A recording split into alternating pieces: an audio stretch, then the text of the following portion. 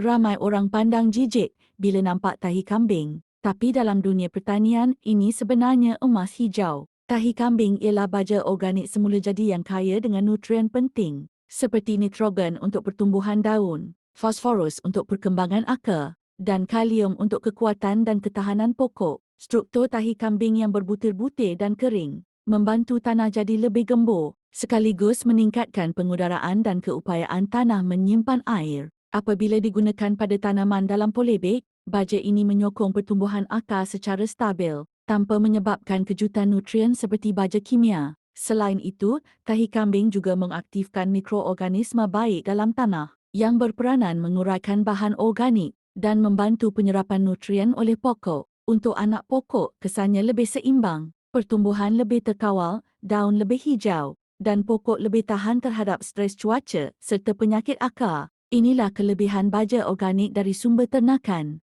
Murah, semula jadi, dan menyokong kesuburan tanah dalam jangka panjang. Tahi kambing bukan sekadar sisa, tetapi satu pelaburan pintar dalam pertanian. Semoga bermanfaat. Jangan lupa like, follow dan share untuk info-info menarik seterusnya.